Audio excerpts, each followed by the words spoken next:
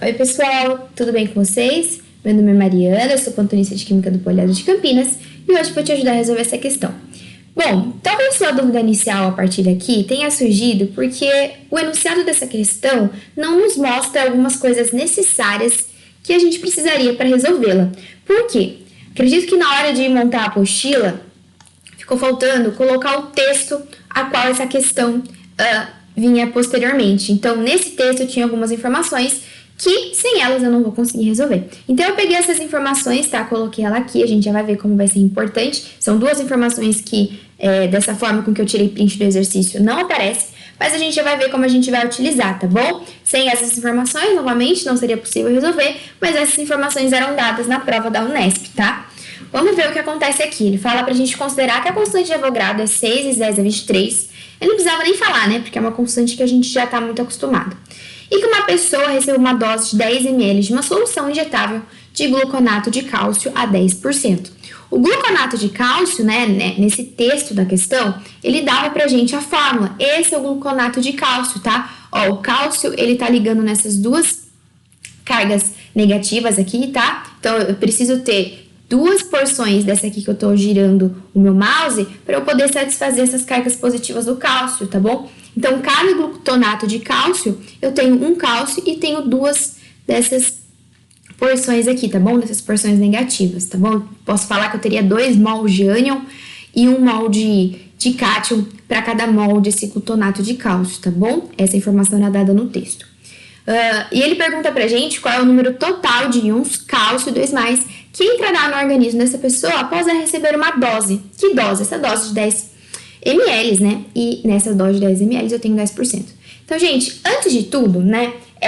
Uma informação que não é dada no texto, mas que a gente precisa considerar, é que a gente tá falando de uma solução aquosa pouco concentrada. Gente, 10% a concentração é muito baixa. Então, quando isso for acontecer, eu posso encarar que a densidade dessa solução aquosa aqui, o solvente água, vai ser muito próxima da densidade da água. Então, eu posso considerar que a densidade dessa solução vai ser 1 grama por ml, tá bom? E aí, quando eu olho para esse volume, né, que eu tô colocando essa solução, eu consigo encontrar qual é a massa da solução. Então, esses 10 gramas que eu encontrei é a massa da minha solução, tá bom? Considerando essa densidade de 1 grama por ml, porque eu tô fazendo essa aproximação. Sem essa aproximação, não tem como a gente continuar um exercício, tá bom? O que poderia acontecer aqui de diferente, né? Se essa densidade não pudesse ser considerada como 1 grama por ml, o exercício teria que te dar a densidade dessa solução, tá? Então, é mais um indicativo aí que eu posso considerar que a densidade vai ser muito próxima da água, já que é uma solução um pouco concentrada.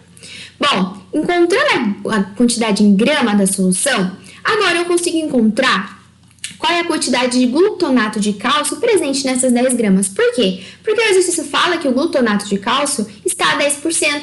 Então, o que eu faço aqui, né? Se 10 gramas dessa solução representam 100%, quanto que 10 vai representar? 10 vai representar 1 grama. Então, essa 1 grama representa a quantidade em massa do glutonato de cálcio, tá bom?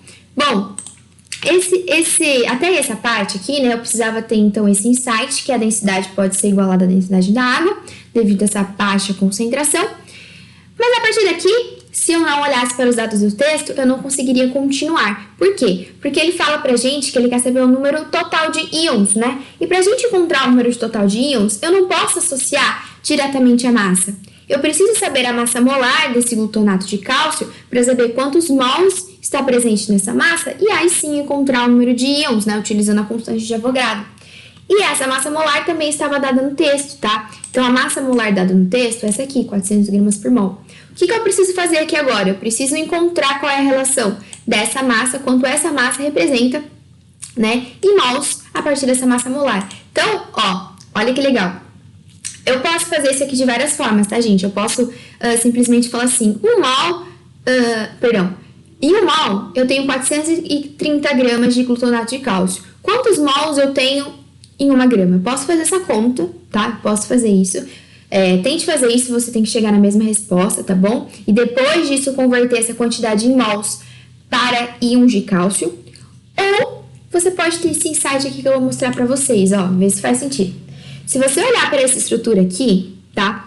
Você percebe que 1 mol de glutonato de cálcio, que é o que eu estava falando no início, eu tenho quantos mols de cálcio, eu tenho quantos mols de cátion? Eu tenho 1 mol, né? Eu tenho 1 mol de cátion, assim como 1 mol de glutonato, eu tenho 2 mols de ânions. Só que eu tô preocupada, nesse caso do exercício, com a quantidade de cálcio. Então, se eu consigo tirar essa informação daqui, certo? Dessa estrutura, eu consigo olhar agora para essa informação que está correta e fazer pequenas alterações nela para que eu consiga chegar na resposta que eu quero. Ver se faz sentido, tá, gente? Porque eu tô indo bem direto aqui. Você pode, novamente, transformar tudo para mol e depois fazer as devidas conversões. Mas eu quero facilitar e fazer com que esse exercício seja resolvido de forma mais rápida, porque tempo a gente não tem, não é mesmo? Então, o que eu fiz aqui? Se essa relação aqui já ficou clara para você, eu peguei esse 1 mol, que eu sei que vale 430 gramas, e no lugar de eu escrever 1 mol, eu escrevi 430 gramas, tá bom? Esse 1 mol de cálcio, no lugar de eu escrever 1 mol de cálcio, eu escrevi 6 vezes 10 a 23 íons. Porque, gente, 1 mol não é sempre 6 vezes 10 elevado a 23 alguma coisa?